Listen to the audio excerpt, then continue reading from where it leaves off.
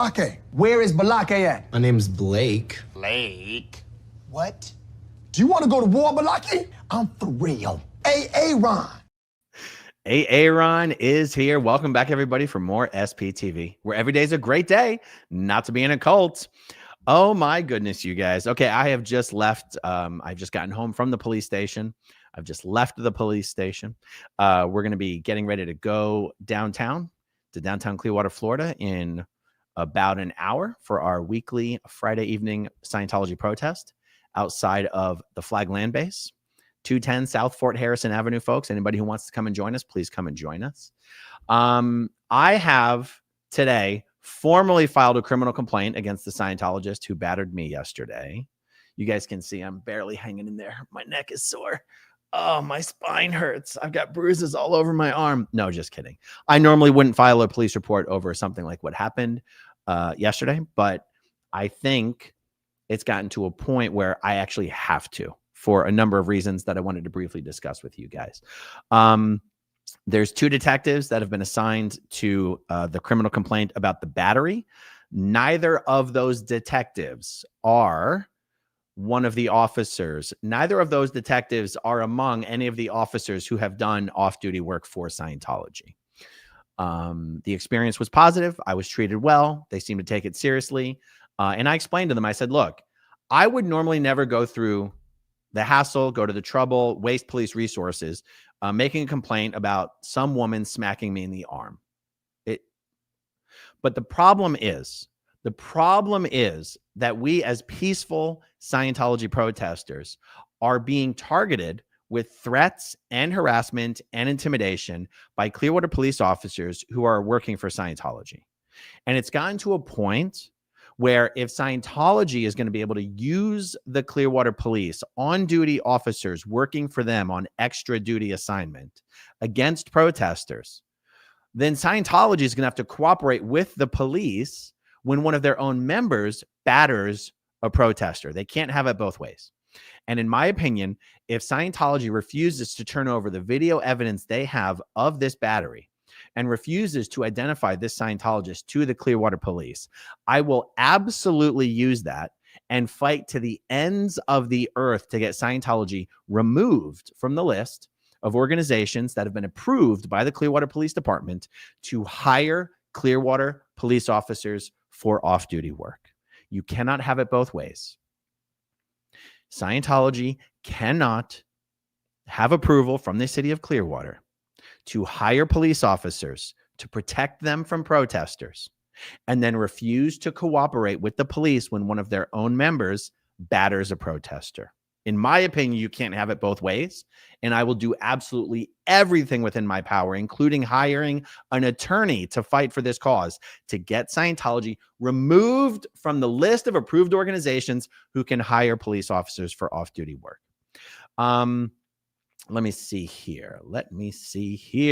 For those not yet familiar, especially in the ex-Scientology world, I am still looking for help identifying this Scientologist. She sounded South African. She had an Afrikaans accent. She is a public Scientologist. And just for fun, I'm going to show you the incident that occurred yesterday. This is like, I love the fact that everything we do out there is on camera because everything can be documented and proven, including what I'm about to say, which is that the camera angle that you're going to watch right now is zoomed in. Okay. So I am not as close to this woman as it looks like I am. And someone might go, well, how do we know to take your word for that? This is why it's awesome to do everything live on YouTube. Because when I set up my camera on the tripod to focus on the beautiful chalk art mural dedicated to Scientology that I was working on the sidewalk, you can see on the live stream where I set up the camera, I put it on the tripod, I put the tripod in place, and then I zoom in the picture. Well, when these Scientologists approached me, the camera was still zoomed in. So I take the camera off the tripod. I point it at the Scientologist. All of a sudden, they stop walking towards me and they start walking towards the entrance of the building. Keep that in mind, that the image is zoomed in, which is why when the woman swats back with her left hand to hit my camera, she doesn't hit it. I wasn't close enough to her for her to hit the camera. She thought that I was. And then she follows up with her right hand and she smacks me on the arm. Am I okay? Yes, I'm okay. Is that a crime? Yes, that is a crime. By the way, the police explained to me, well, at first they said, what would you like to see happen here? And I go, well, whatever the normal thing that would happen is, like, if that means she should be arrested, then I want her arrested. But if you're asking, is my goal to have her arrested? No, I mean, I'm okay with her not being arrested, but I want to follow this through, like, formally, officially. I want it investigated. I want her identified. I want the evidence collected. I want her charged with the battery. Like, if she gets charged with the battery and she admits to it and there's something that happens other than jail, that's okay with me. But I don't want to let this go. We've been letting things go for a year and a half. And Erica got arrested about 6 or 8 weeks ago by Officer Castellanos for doing nothing but standing in a place he did not like and refusing to give over her driver's license when she'd committed no crime and was not suspected of having committed a crime. So we've got Erica getting arrested. We've got Lieutenant Steve Baginski out here threatening us with criminal mischief and vandalism charges if Scientology spends too much time cleaning up chalk from public sidewalks. You have Lieutenant Steve Baginski threatening me with arrest if I'm standing closer than 25 feet to him. You have them accusing us of all sorts of stuff. And even Lieutenant Baginski said to Erica, we don't like to arrest people. We don't like or want to have to arrest people for this type of stuff. Have you ever arrested somebody for putting chalk on a public sidewalk? But you see, it's a threat. It's still a threat of an arrest. So, by the way, I did also file my complaint with Internal Affairs, two very friendly detectives, against Baginski for his unprofessional conduct, his lack of de-escalation, and basically threats, essentially threats and intimidating behavior. Okay, here's the actual incident that occurred yesterday. I think I got the sound on this. All good. Here it is. Go for it. You just assaulted me and I'm gonna... What's that? That's illegal. It's actually not illegal. It's not public property. You can't do that. It is public property, No, actually. Go away. It actually is public property. Did you know that? Get out of my face. Ma'am, you just assaulted me and I'm gonna call the police. Go for it. You just assaulted me and I'm gonna call the police. Let's push the camera away. You're live on YouTube with 2,000 people watching you, just so you know. Go away. She just... There you go. Now, one of the things I explained, to the detectives is like, well, yeah, the fact, because I know how all this stuff works behind the scenes and the detectives don't. And I explained, not only do they have like 15 cameras pointed in that direction, not only is that the main entrance to Scientology's biggest, most important building in the world, where, by the way, David Miscavige lives 6 floors up. They've got 15 cameras pointed on this thing.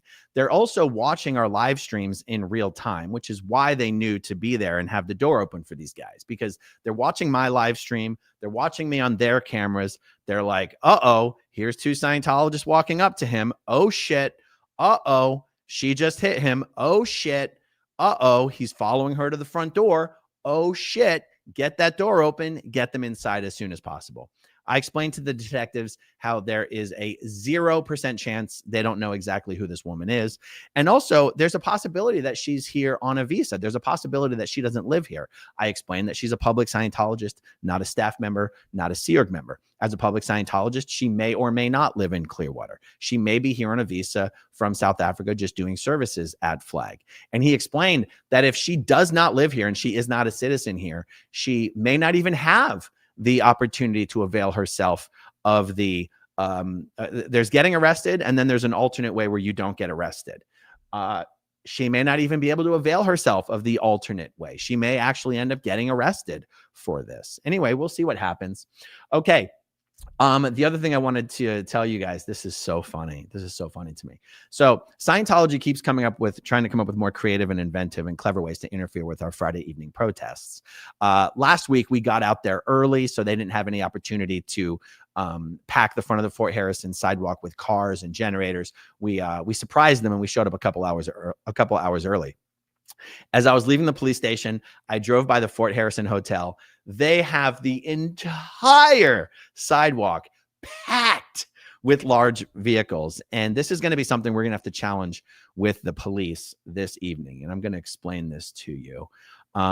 Here is what the front sidewalk of the Fort Harrison Hotel looks like. Now, normally we set up a nice little Scientology recruitment table right about here. And what Scientology has been doing recently is this is just a normal valet area. It's just a normal valet area that you would see in front of any hotel.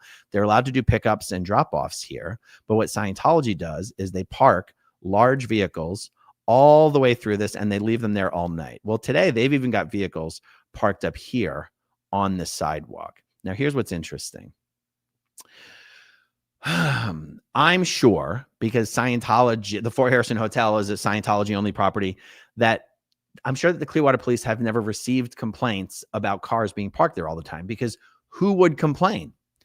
But about 6 to 8 weeks ago, when Eyes on the State was out there with us, he called out the police officer who was working for Scientology, and he showed them is it a county statute, a city statute? He showed them an ordinance that this is a public sidewalk. And whereas there is an allowance for pickup and drop off there, because that's a valet area, they are not allowed to just park their cars there. And the police officer made them all move their cars. Now, a few weeks ago, I started parking my car there as well to see what they would do. And I was surprised they never tried to get the cops to get me to move my car. And they would let me park my car there all night, right next to where we were protesting. Now, it did occur to me that one of the reasons they couldn't ask the cop to make me move my car is because they park all their cars there as well, and they didn't want to cut off their nose to spite their face. But now that we have the situation this evening where they have taken up not only all the valet space, but quite literally, they have the sidewalk blocked all the way to here. Realize, guys, the reason we as protesters are allowed to be there on that sidewalk is because it's public property and it is a public sidewalk. I think the law and the rules and the ordinance and the zoning that allows us to be there would also be the same laws, ordinance, rules, and zoning that prevent Scientology from being able to park their cars there all night. Now, I don't care if I'm not allowed to park my car there. It's one of these things like, well, if they let me park my car there, I don't care that they park their cars there. Like, because there's no reason for me to make a fuss. But they keep getting a little more ridiculous and a little more ridiculous and a little more ridiculous. And I think tonight will probably be the first night that we will probably have to call the police on Scientology and say, hey, look, guys, they're violating this public sidewalk. They've parked all their cars here. And also, I got to tell you, it looks like it could be problematic for other compliance reasons as well. So we're going to have to probably do something about that. Okay, let's see. Was there any other point here that I wanted to make about everything that was happening with the police? Yeah. I don't know. I really can't emphasize enough how problematic I think it is that Scientology, it's one thing if you're hiring police officers to do security work for an event, you know, if the police officers out there on the sidewalk, keeping an eye on things, but the officers that Scientology hires for this extra duty work while we're protesting out there, he just stays inside the Fort Harrison Hotel all night watching our protest live streams. And he only comes out to bother us and harass us when Scientology tells him to, and they make a complaint. And it's like, it's one thing if you're just working security. It's another thing when you're basically being hired to harass people practicing constitutionally protected activity.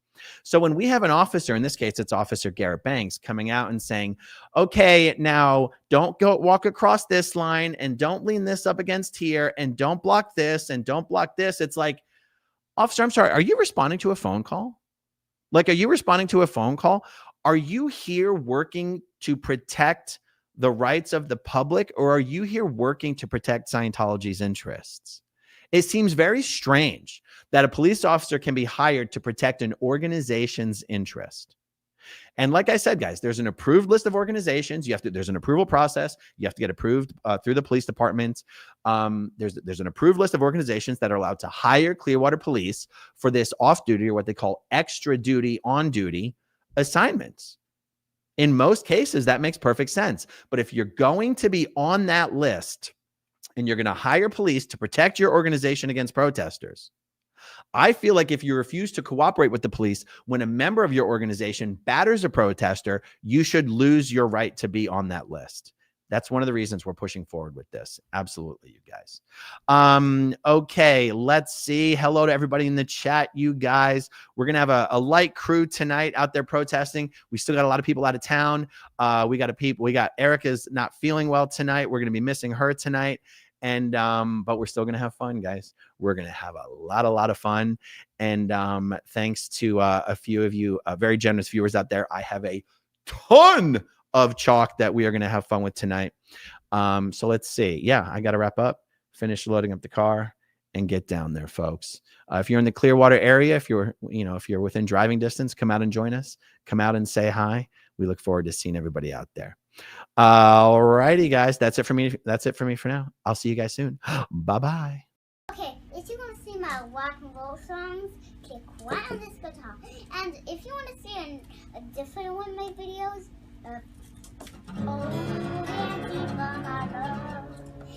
then you could click right inside here. If you have subscribed or not, subscribe right here. Bye.